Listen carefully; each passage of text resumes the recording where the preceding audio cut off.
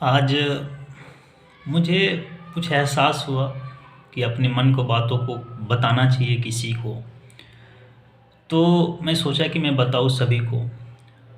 एक दहेज की प्रथा को लेकर मैंने एक बात मन में चल रही है जिसके बारे में मैं चर्चा करना चाहता हूँ। एक बेटी वाला अपनी बेटी को देता है। वह बेटी को देने के लिए उसके घर के लोग सैक्रिफाई करते हैं। एक माँ जो अपने कोख से अपनी बेटी को जन्म देती है और उसे जिसे खुद को जन्म दिए हैं वह किसी और को दे देती है। वो कब 20 साल 25 साल पोसने के बाद दे देती है। वो बाप वो पिता जो कुछ समय ना कहे तो पूरे 25 साल उसके पीछे दिन रात मेहनत करके हर चीज़ करता है, कपड़ा से लेकर दवा से लेकर हर शौक को पूरा करता है, एक बेटी को रानी की तरह रखता है। वह बाप अपने बेटी को किसी को देता है। वह भाई जिसके साथ वो खेलता है, जिसके साथ बड़ा होता है, हर झगड़ा जो होता है हमें जो लगता है जितना भाई से एक बहन नहीं लड़ती, बहन जितना लड़ती है उतना वो अपने पति से न किसी से दुनिया में लड़ती होगी। एक हक से लड़ाई लड़ती है। वो भाई अपनी बहन को देता है। फिर भी आज के मानसिकता वाले जो लोग हैं जो दहेज को कहते हैं कि मुझे कम मिला है या मुझे 5 लाख चाहिए 10 लाख चाहिए, हमें उन लोगों को सिर्फ एक शब्द कहना है कि वो लोग जो लोग ऐसे होते हैं उस भिखारी जो होते हैं ना भिखारी, उससे भी बुरी स्थिति उनकी होती है, एक भिखारी की स्थिति, क्योंकि उसके पास न रहते हुए भी वो मांगता है। लेकिन एक लड़के वाले जो होते हैं वह सब कुछ रहते हुए भी एक किसी की बेटी को लाते हैं। मैं भी तैयारी कर रहा हूँ दिल्ली में। आज अपने परिवार से माँ भाई बहन सबसे मैं दूर हूँ। कभी कभी जब अकेले होता हूँ तो मुझे एहसास होता है कि एक रिश्ता क्या होता है, एक रिलेशन क्या होता है, दूर रहने का जो दर्द जो होता है उस चीज़ को महसूस होता है। एक लड़की होती है जब कि ससुराल जाती है तो अपने माँ बाप भाई बहन सबको छोड़कर चली जाती है। फिर भी ससुराल वाले जो होते हैं, लड़के वाले जो होते हैं, भला बुरा कहना सभी को मैं नहीं कह रहा, जो लोग वैसे होते हैं उनकी बारे में मैं बता रहा हूँ। तो इन सारी चीज़ों के मांग करते हैं कि ऐसा होना चाहिए ऐसा नहीं होना चाहिए। उसके साथ साथ आज पूरे वर्ल्ड में एक महिलाओं के प्रति एक जो पुरुष का सोच जो है बहुत ज़्यादा दयनीय कह सकते हैं। एक रिस्पेक्ट के मामले में मैं सभी को गलत नहीं कहता, बहुत लोग सही है बहुत लोग गलत हैं, इसमें कोई दौमत की बात नहीं है। लेकिन हमें कुछ लोगों से डिबेट भी होती है तो वो लोग कहते हैं कि दहेज कोई नहीं लेता है, वह खुशी से कोई लेता है दहेज। माता पिता लड़की के माता पिता खुशी से देते हैं। हम कहते हैं कि खुशी क्या होती है, जो आपके पास हो। 2 रोटी अगर मेरे पास होता है, अगर आप भी भूखे हैं, मैं एक आपको दे देता हूँ एक मैं खा लेता हूँ, या मैं आपको दोनों दे देता हूँ और मैं भूखे रह जाता हूँ, ये खुशी होती है। मगर किसी से कर्ज लेकर मैं देखा हूँ, गांव में मैं अपनी बहन की भी शादी किया, बहुत सारे गांव में ऐसा होते हैं, हर जगह एक जगह की बात नहीं है। एक बाप अगर अपनी बेटी को शादी करता है लगभग 4 साल 5 साल तक उसी कर्ज में डूबा रहता है। फिर भी वैसे लोग कहते हैं कि बेटी वाले एक उपहार के तौर पे देते हैं, वो दहेज नहीं होता है, यह परंपरा है। अगर ऐसी परंपरा है कि बेटी वाले को उपहार देना पड़ता है, यह पूर्वजों द्वारा बनाया गया एक प्रथा है, तो मैं उस प्रथा को भी धुतकारता हूँ, उसे भी नकारता हूँ। मैं उन पूर्वजों को और उन बीते हुए जो लोग हैं इस प्रथा को बनाए हैं, मैं उनको भी धुतकारता हूँ। न मैं उन्हें सम्मान देना चाहता हूँ। एक दहेज, एक उपहार का मतलब होता है आप स्वेच्छा से जो देते हैं वो। अरे वो क्या देगा? मैंने पहले ही बताया, एक माँ अपनी बेटी को दे देती है, एक बाप अपनी बेटी को, एक भाई अपने बहन को दे देती है। 25 साल, लेकिन क्या होता है उसके बाद भी मांग होती है, कहीं कहीं हत्याएं भी कर दी जाती है। अच्छे अच्छे घरों में देखे हैं महिलाओं की दशा क्या होती है। इन सभी चीज़ों को लेकर मुझे लगता है आज के नवयुवक जो है प्यार करते हैं, 2 साल रिलेशन होती है, 2 साल प्यार होता है, वो कहते हैं कि ये हमारी ज़िंदगी है। अगर उसके गार्जियन अलग करना चाहते हैं तो लगता है कि किसी के मैं जान से मार दो। इतना दर्द होता है, दुख होता है, एक अलग नहीं होना चाहते हैं। आज के प्यार करने वाले लोग जो होते हैं ना, 2 साल, साल भर के प्यार होते हैं ना, वो लोग जीवन भर रहने की कसम खा लेते हैं, अलग नहीं हो सकते हैं। लेकिन आप उस माँ बाप को सोचिए, उस माँ के लिए सोचिए ना, जिसने जन्म दिया है उस बेटी को, और उसको शादी 25 साल बाद होती है। 25 साल तक अपने बचपन से गोद में पाला, उसको नहलाया खिलाया, सब चीज़ करती है, जो सब कोई जानता है। पिता कमा कर लाते हैं, 25 साल तक उसके, 20 साल तक उसके पोसते हैं, हर आवश्यकताओं को पूरा करते हैं। वो कैसे अलग कर देते हैं? आज हम 2 साल की प्यार होती है, साल भर की प्यार होती है, तो मैं अलग नहीं कर सकता हूँ। लगता है कि नहीं वही ज़िंदगी है हमारी। लेकिन उस माँ और उस बाप और उस भाई के लिए सोचिए, जिसके साल 25 साल रहा है, उससे कोई कैसे अलग कर देता है? फिर भी एक बेटी वाले अपनी बेटी को देती है।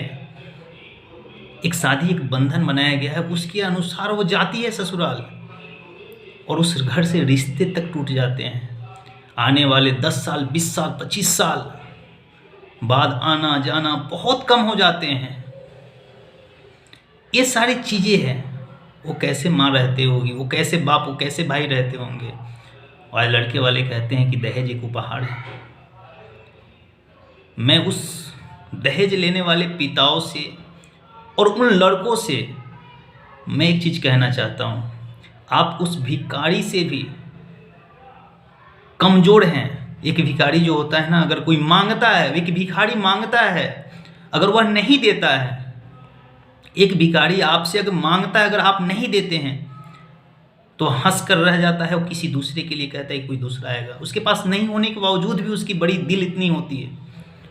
लेकिन एक दहेज लेने वाले, 10,000 दहेज नहीं रहती है, नहीं मिल पाता है पैसा, तो लड़ाई झगड़े, बहुत सारी चीज़ों को देखना पड़ता है। तो मैं उनकी तुलना एक भिखारी से भी करना चाहता हूँ। मैं कहता हूँ कि कुछ लोग कहते हैं कि दहेज उपहार है। लो, स्वेच्छा से, अगर किसी के पास बहुत संपन्न है, करोड़ों की संपत्ति है, वो अपनी बेटी के लिए करोड़ों देना चाहता है, ठीक है। लेकिन जिसके पास नहीं है वो कहाँ से देगा?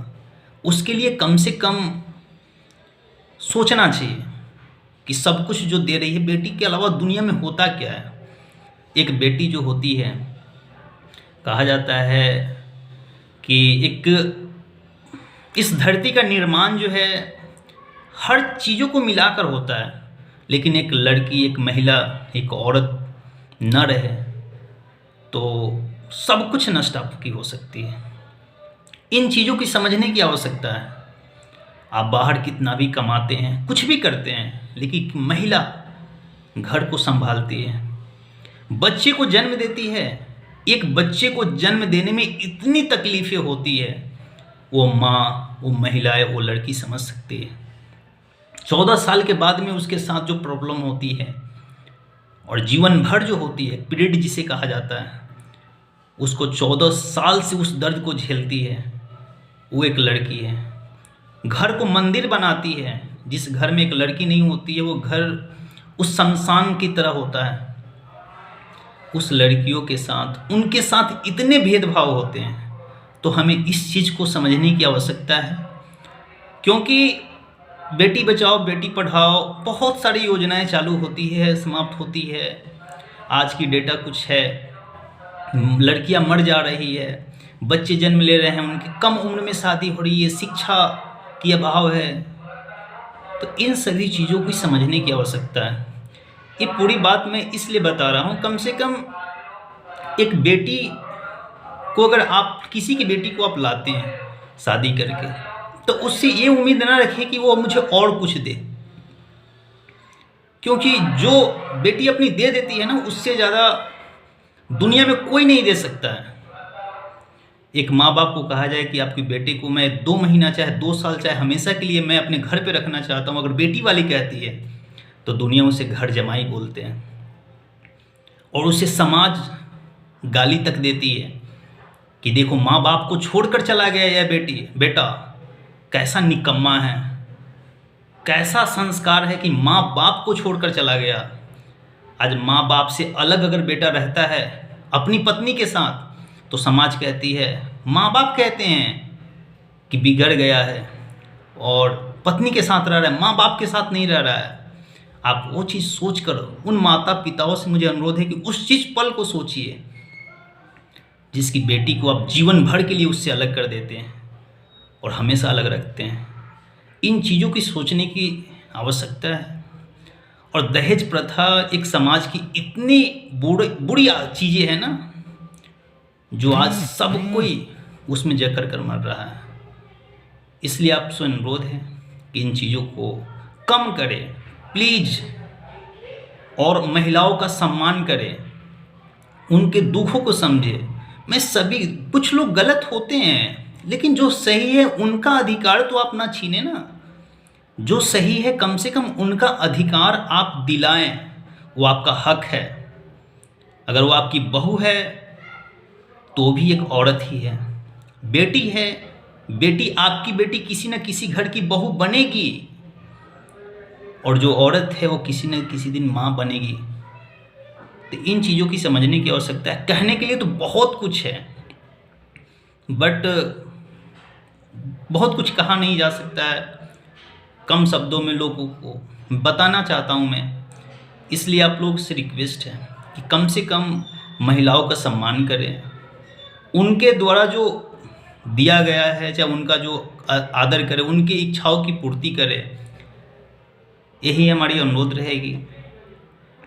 और दहेज प्रथा को कम करें और सम्मान दे, इससे बड़ा बहुत कुछ कह सकते हैं। एक शब्द में कहा जाए तो महिलाओं के अधिकार से वंचित आप ना करें, उनकी ज़िंदगी उनके तरीके से ज़िंदगी जीने दें।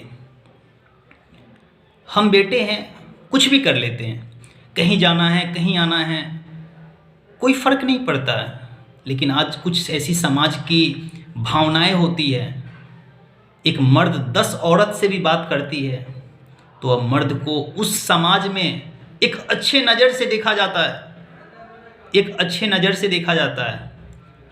बट उस समाज की एक महिला, एक पराये मर्द, अनजान व्यक्ति या अपने रिश्तेदार किसी पुरुष से बात कर लेती है तो उसके चरित्र पे उंगली लोग उठाना शुरू कर देते हैं। तो इन चीज़ों को सुधारने की आवश्यकता है, सोच को बदलने की आवश्यकता है। बस आप अपना नज़रिया बदलें, दुनिया खुद बदल जाएगी।